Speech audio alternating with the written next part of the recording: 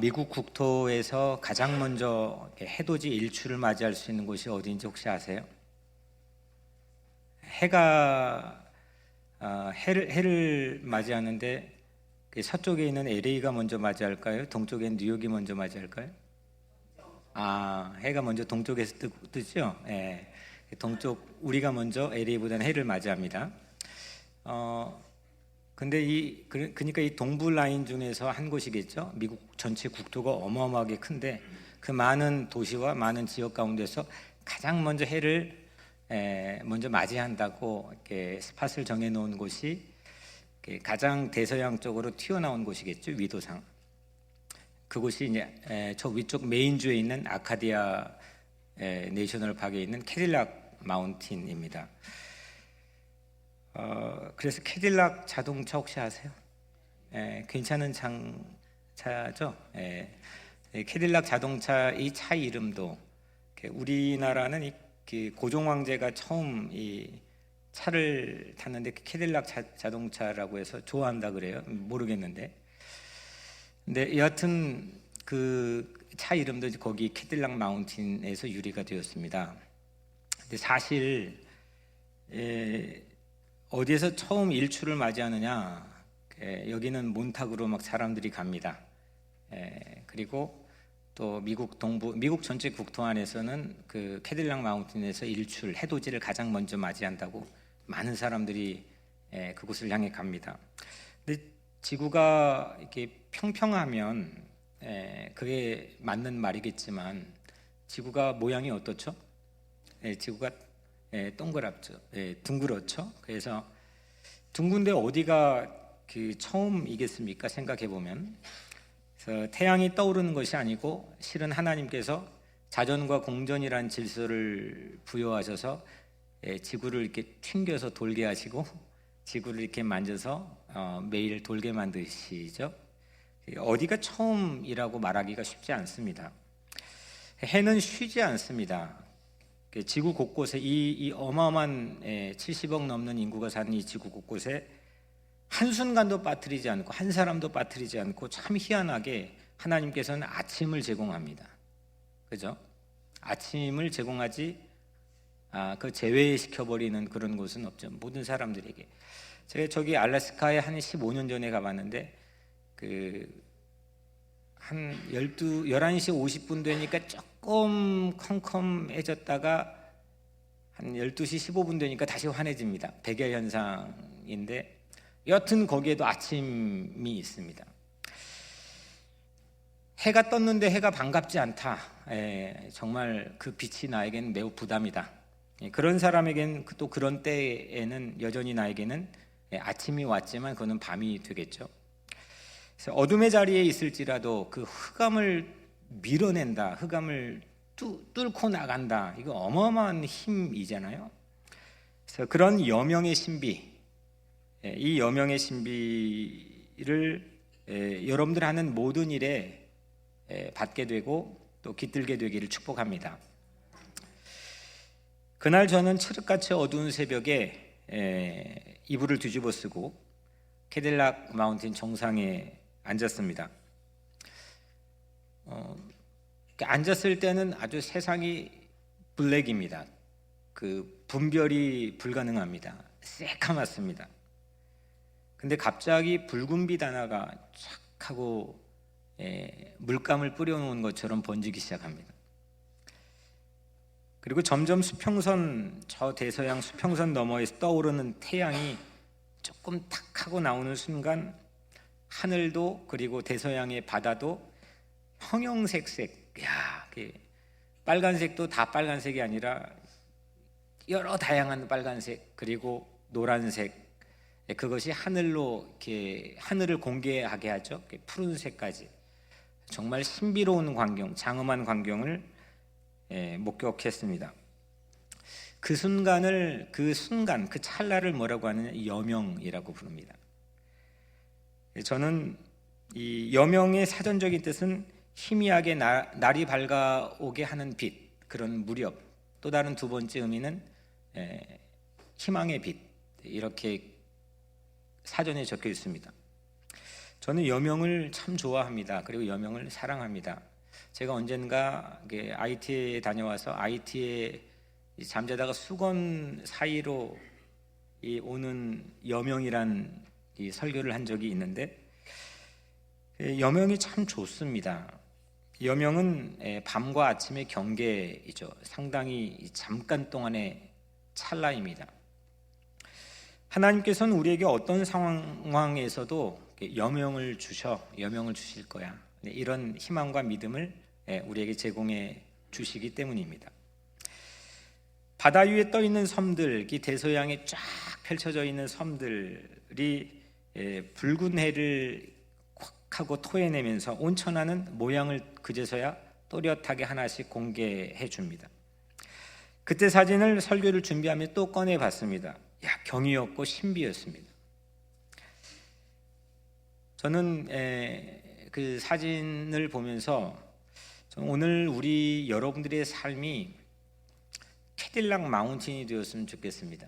굳이 해돋이 일출을 보기 위해서 멀리 갈 것이 아니라 내 삶이 캐딜락 마운틴이 되길 간절히 축복합니다. 내가 여명을 맞이한 특별한 명소가 되었으면 좋겠습니다. 내 주변에 있는 가족들, 또 나와 함께 생활하는 동료들, 친구들, 이웃들, 또 자녀들, 내 삶이 캐딜락 마운틴이 된다고 한다면 어떤 어둠의 상황이 있는, 절망 빠져 있는 삶이라고 할지라도 우리 각자의 삶을 통해서 여명이라고 하는 희망을 가질 수 있기 때문입니다. 하나님께서 창조를 하셨습니다. 세상을 만드셨습니다. 아멘. 하나님께서 첫 번째 창조하신 게 뭐죠? 빛을 만들었습니다. 창세기 1장 3절에 하나님이 빛이 있으라 이렇게 말씀하셨습니다. 우리는 어떻게 말했다고 세상이 만들어지느냐 생각하겠지만, 이스라엘 백성들의 이 말이라는 다바르라고 하는 이 히브리어는 우리하고는 좀 다릅니다. 우리는 워드 이렇게 되어 있지만 이스라엘 사람들은 두 가지 의미가 있습니다. 워드, thing, 이벤트.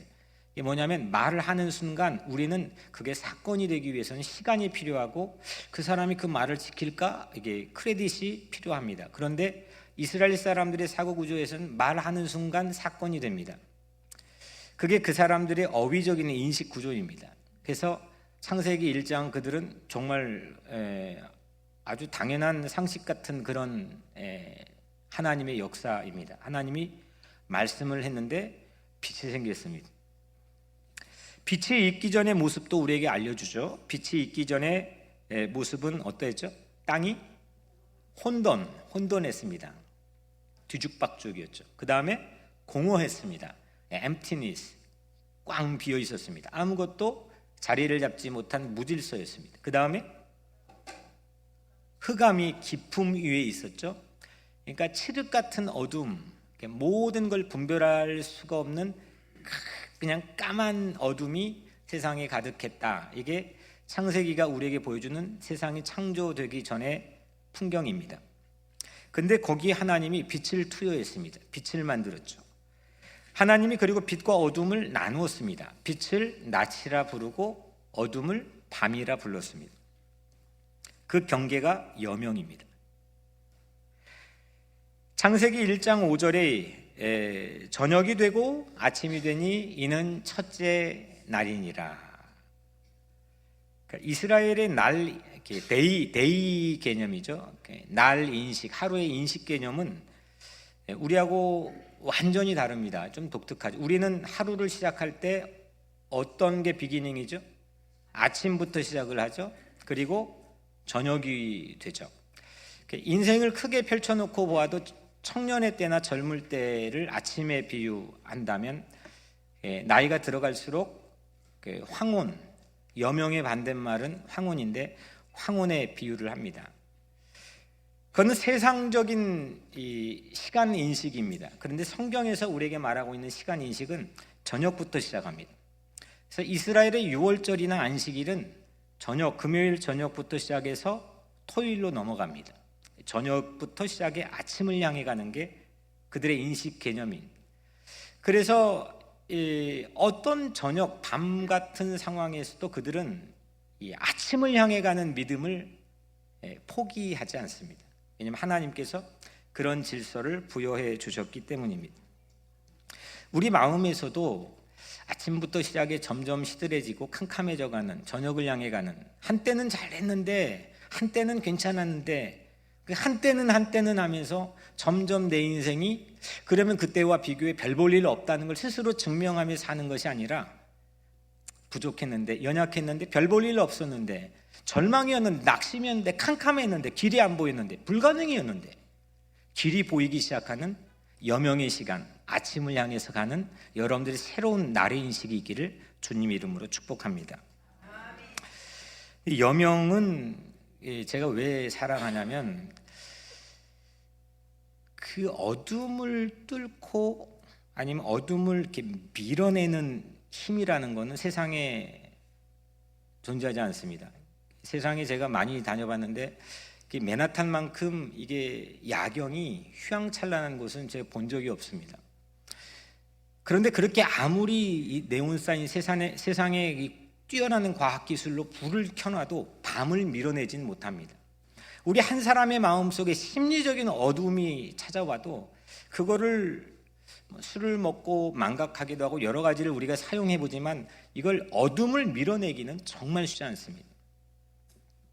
그런데 여명, 이 dawn이라고 하는 여명, 이 여명은 그 어둠을 뚫고 가는 힘을 우리에게 증표로 보여주지 않습니까?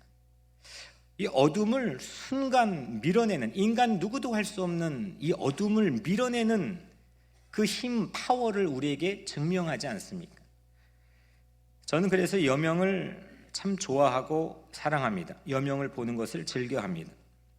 저는 여러분들의 삶에 이 여명이 있게 되기를 축복합니다. 아침에서 저녁이 아니라 저녁에서 아침을 향해 나가는 삶. 예수님께서 오늘 이제 공적인 삶을 시작했습니다. 창세기 1장은 세상의 역사, 세상의 첫 번째 날이죠.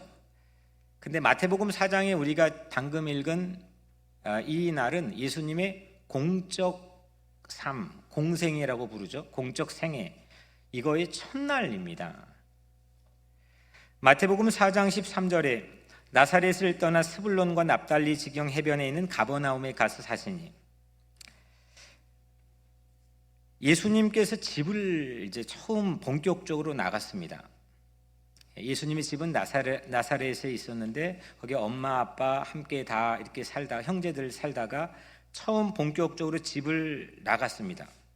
그리고 처음 찾은 의미심장한 곳이 어디냐? 가버나움입니다. 나사렛도 가버나움도 똑같은 갈릴리 지방에 있는데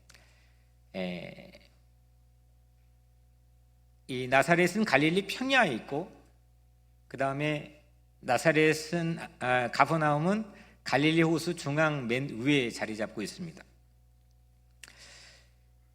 이 갈릴리 호수에 있는 가버나움은 예수님의 3년 동안의 공생애, 이 공생애에서 예수님의 아지트입니다. 거기가 예수님의 센터입니다. 제자들과 거기를 중심으로 회합하고 아침에 나갔다가 또 들어오는 센터 역할을 했던 곳이 가버나움입니다. 나사렛을 떠나 스불론과 납달리 지경 해변에 있는 가버나움에 가서 사시니, 스불론과 납달리, 이거는 사람 이름이었습니다. 본래는 야곱이 12아들이 있었는데 그 중에 아들들의 이름, 2명의 아들들의 이름이 스불론과 납달리인데, 그들이 땅을 분배받고 그 후손들이 대대로 땅을 분배받아 그 지파가 살았던 땅이 스불론 땅과 납달리 땅입니다. 그런데 그 땅을 오늘 어떻게 표현하느냐, 거기에 사는 사람, 또 그 지역, 그거를 흑암이라고 표현했습니다. 흑암에 앉은 백성, 캄캄하다는 겁니다. 절망의 땅이라는 겁니다. 왜냐하면 이 땅은 강대국의 침략 루트였습니다. 다른 길이 없었습니다. 다른 길 가면 사막으로 돌아가야 되는데 불가능합니다. 오늘 15절 16절에 스불론 땅과 납달리 땅과 요단강 저편 해변길과 있습니다. 이 해변길이라는 게 이스라엘의 지정학적 위치의 가장 중요한 밸류, 가치입니다. 해변길. 왜냐하면 저 북쪽에서 저 남쪽 이집트까지 지중해 연안에 있는 해변길입니다. 저 위쪽은 아주 오래 전부터 아시리아 제국, 바벨론 제국, 페르시아 제국, 그 다음 로마 제국, 이 제국이 저 아래에 있는 이집트, 북아프리카의 이집트 제국과 늘 전쟁을 하고 또 괜찮으면 무역을 하고 그 유일한 길이 해변길입니다. 그러니까 이스라엘은 우리나라 이 반도 국가에 있는 우리 대한민국처럼 늘 거기에서 영향을 받을 수밖에 없습니다. 그 중에 가버나움이라는 것, 거긴 지나치는 길인데 이 루트인데 전쟁 용병으로 늘 끌려갔고, 우리나라에 있는 뭐 위안부 할머님들처럼 그렇게 아녀자들이 끌려갔고, 그리고 포로로 잡혀가는 게 가장 1순위가 그 마을입니다. 이 해변길, 그러니까 유대인들이 무역을 잘하고 돈을 잘 번다 그러는데 이게 무역로였기 때문에 아주 지정학적 위치 자체로 유대인들은 거기에서 이윤을 챙기고, 이게 아주 이게 좀 이게 표준어는 아니겠지만 얍삭하게 돈 잘 벌 수밖에 없는 그런 위치에 오랜 기간 동안 노출되어 살았습니다. 가버나움이라고 하는 이 마을은 마치 국경선 마을과 같습니다. 예수님은 그 변방에 찾아갔고 그리고 거기에 눌러 사시기 시작했습니다. 한 가지 의문이, 뜻을 품고 시작한 예수님의 공적 삶에서 예수님이 굳이 효율을 따지자면 대중이 많이 있는 곳, 사람이 많이 붐비는 곳, 예루살렘에 갔어야 훨씬 더 나을 텐데 예루살렘으로 가지 않고 사람들이 전혀 주목을 받지 않고, 역사적으로 뭐 사람들이 그 마을의 가치를 한 번도 지적해 본 적이 없고, 왜 그런 마을로 가셨을까? 갈릴리 이 기슭의 가난한 어촌, 그 가버나움에 가서 예수님이 사셨습니다. 그런데 오늘 15절 16절에 스불론 땅과 납달리 땅과 요단강 저편 해변길과 이방의 갈릴리여, 저는 이 말씀을 읽으면 신이 납니다. 백성이 큰 빛을 보았고 사망의 땅과 그늘에 앉은 자들에게 빛이 빛이었도다. 사망의 땅과 그늘에 앉은 자들에게 빛이 빛이었다. 빛이 빛이었도다. 이 영어 성경엔 a light has dawned. 그러니까 빛이 a light, 빛이었도다, has dawned. dawn, 여명 아닙니까? 그러니까 그 흑암에 앉아 있는 그 절망의 땅에 있는 많은 사람들에게 예수님이 가서 살기 시작하면서 여명이 생기기 시작했다는 겁니다. 이런 사건이 우리에게도 일어나기를 축복합니다. 가버나움은 본래는 여명이 있을 수 없는 땅이라는 걸 오늘 본문에서도 이야기합니다. 그런데 예수님은 거기에 한사코 가서 사셨습니다. 가버나움에 가서 사시니 멋지지 않습니까? 사람들의 시류와 역행하는 그런 모습입니다. 사람들의 시선과는 전혀 다른 곳을 향해 예수님의 발길이 옮겨졌습니다. 예수님은 예수님이신 겁니다. 가버나움에 가서 사시니, 우리가 가버나움이지 않겠습니까? 뭐 이민자의 어떤 아이덴티티를 생각해봐도 우리는 가버나움이지만, 우리 수없이 무너지고 좌충우돌한 우리 각자의 개별적인 삶을 우리가 성찰해봐도 우리의 삶이 가버나움일 때가 참 많이 있습니다. 근데 예수님께서는 화려한 곳, 크고 웅장한 곳에 가지 않고 가버나움 같은 우리 안에 사시는 줄로 믿습니다.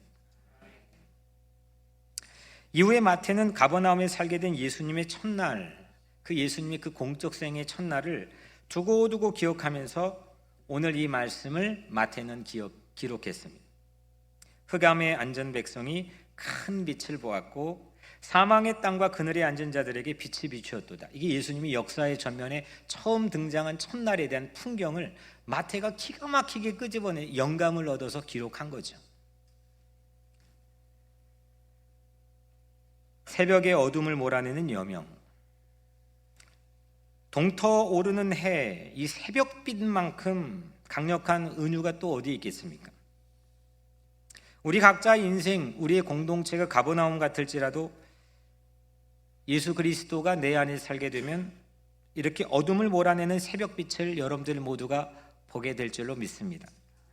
사망의 땅일지라도, 그늘진 땅일지라도 예수 그리스도가 우리 안에 살게 되면 우리 안에 어둠이 사라지고 우리 삶이 캐딜락 마운틴, 여명을 보게 하는 그런 삶이 될 줄로 믿습니다. 그러면 여명의 해는 뭐냐? 여러 가지로 이야기할 수 있겠지만 성경 안에서는 부분적으로 그 여명의 해를 예수 그리스도라고 표현한 부분들이 있습니다. 말라기 4장 2절에 내 이름을 경외하는 너희에게는 의로운 공의로운 해가 떠올라서 치료하는 광선을 바라리니 너희는 나가서 외양간에서 나온 송아지같이 뛰리라. 아멘. 하나님의 이름을 경외하는 너희에게는 공의로운 해가 떠오른다. 공의로운 해는 예수 그리스도의 메시아를 예표하는 거죠. 치료하는 광선을 발해서 어떤 망가진 공동체, 파괴된 공동체, 파괴된 삶, 파괴된 마을에도 치료하는 광선, 빛을 비추어서 외양간에 나온 송아지같이 뛰게 할 것이다. 이 희망은 세상의 분석을 가지고 유지할 수 있는 게 아닙니다. 하나님의 이름을 높이고 그 하나님이 우리에게 주신 신실한 약속에 대한 믿음을 여러분들이 잃지 않게 된다면 우리 각자 인생에, 우리 공동체에 공의로운 해가 떠올라서 여명이 시작되게 될 줄로 믿습니다. 그리고 치유가 시작되죠. 그리고 기운이 펄펄한 송아지처럼 에너지가 넘치게 될 줄로 믿습니다. 제게는 꿈이 있습니다. 꿈이 있습니다. 비실비실한 삶이 외양간에서 나온 송아지처럼 안 돼. 그거 안 돼. 분석해봤는데 그거 안 돼. 그리고 도저히 일어날 수 없는 그런 연약한 상황에 있는 사람들이 외양간에서 나온 송아지처럼 아주 싱싱 에너지가 넘칠 수 있도록 그렇게 뛰게 하는 것, 제 마음속에 있는 꿈입니다. 목사를 하게 되었던 이유이기도 합니다. 예수 그리스도 안에서 그런 희망을 함께 나누는 것, 희망을 외치고 말할 수 있는 것, 그런 확신을 잃지 않는 것, 이것이 제 삶의 가장 중요한 씨앗입니다.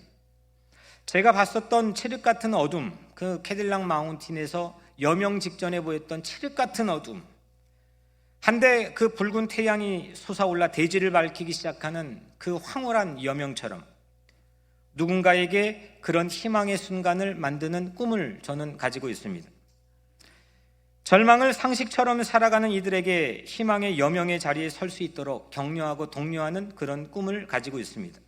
물론 저의 미천한 연약함으로 인해서 좌충우돌하고 그 꿈이 나약해질 수도 있지만 그 꿈을 잃어버리진 않습니다. 보이지 않는 영혼들, 영은 보이지 않죠. 우리는 육신으로 이 자리에 앉아있지만 분명히 여러분들의 삶에는 영혼이 있습니다. 그 보이지 않는 영혼들이 세상의 악과 죄에서 구원받아 영원한 생명의 여명이 시작되는 그런 꿈을 저는 꾸고 있습니다. 내 조국 비무장지대 70년 넘게 버려져 사람들이 오갈 수 없는 그런 비무장지대, 평화의 여명이 기적같이 시작되는 그 꿈을 저는 간절하게 품고 있습니다.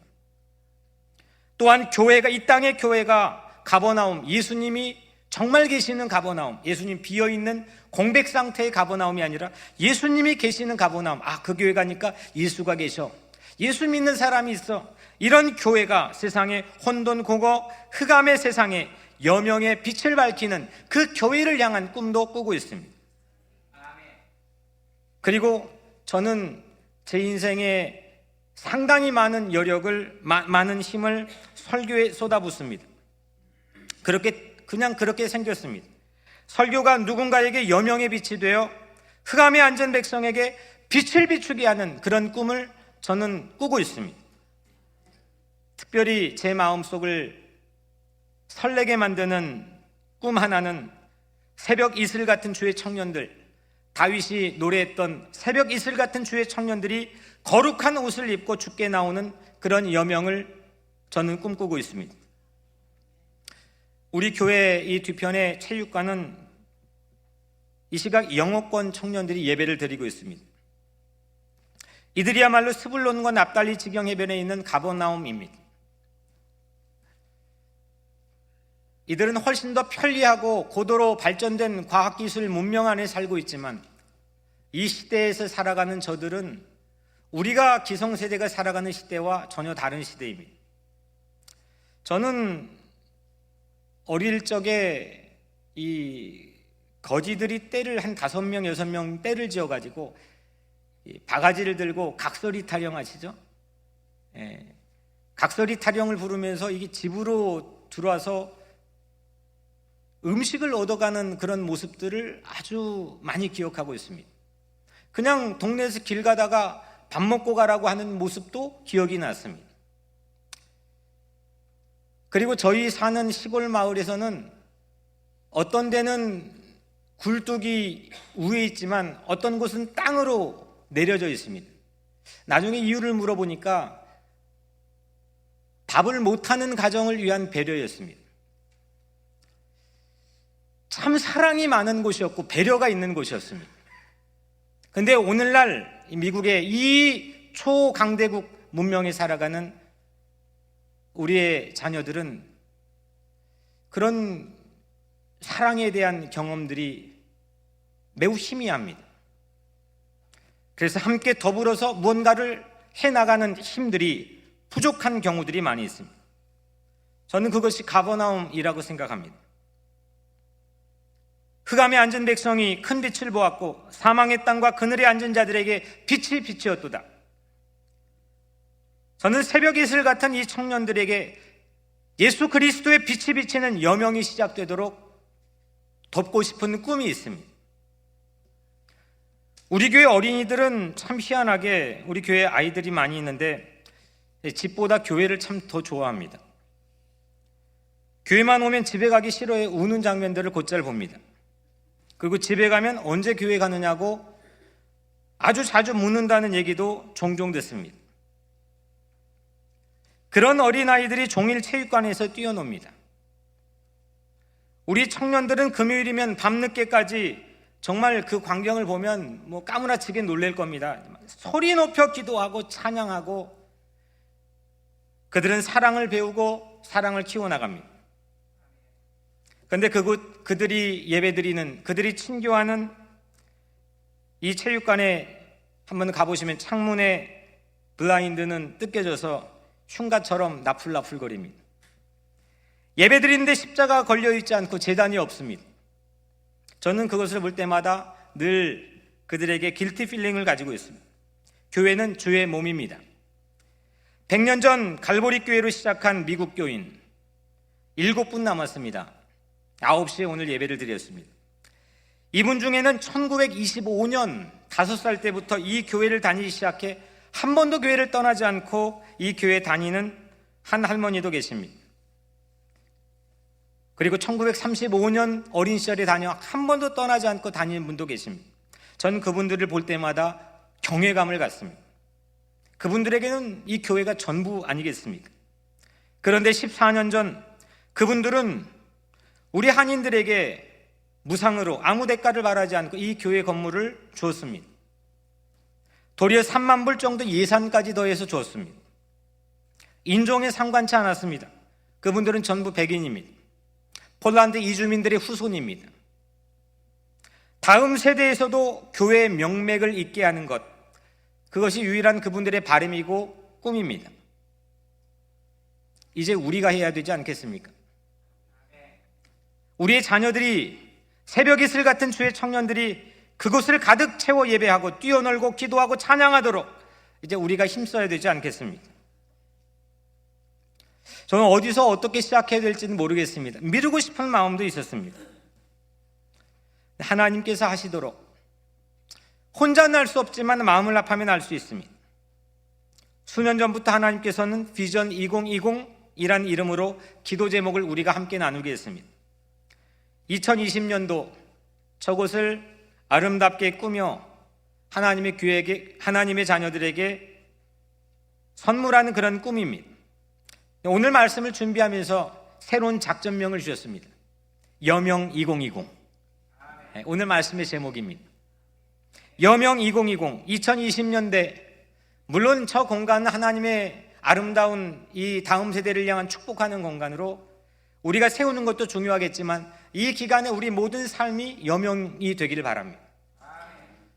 이 한인 동포 사회의 청년들이 늘 했던 대동 그 밑에 있던 게 없어지면서 요즘에 공간을 찾기가 쉽지 않답니다. 교회를 가든 어디 가든 렌트비를 사용료를 받고, 저는 이게 우리 것도 아니고 이게 동포 사회에 누구든지 와서 질서 있게 사용할 수 있는 그런 곳, 동포 사회를 축복해주고 예수 이름으로 누군가에게 희망을 제공해 줄 수 있는 그런 곳, 그런 곳으로 우리가 함께 꿈꾸기를 바랍니다.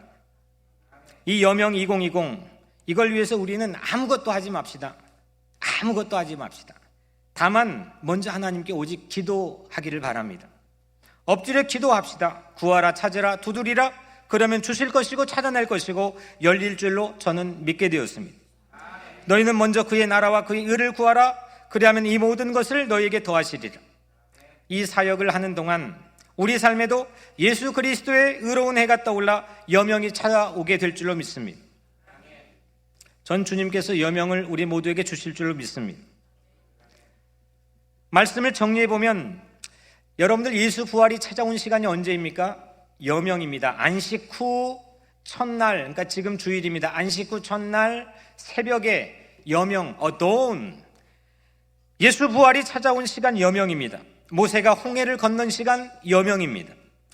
야곱이 이스라엘로 바뀐 그 고집쟁이 사기꾼 야곱이 한 민족의 기원이 되는 이스라엘이라는 새로운 이름을 갖고 바뀐 때도 여명이었습니다. 강팍한 사울이 바울로 바뀌어 세계 복음의 길을 열었던 그 바울로 바뀐 때도 하늘로부터 빛이 그를 둘러 비추었던 영적인 여명이었습니다. 여명입니다. 여명은 변화를 일으킵니다. 세상에 그보다 큰 변화는 없습니다.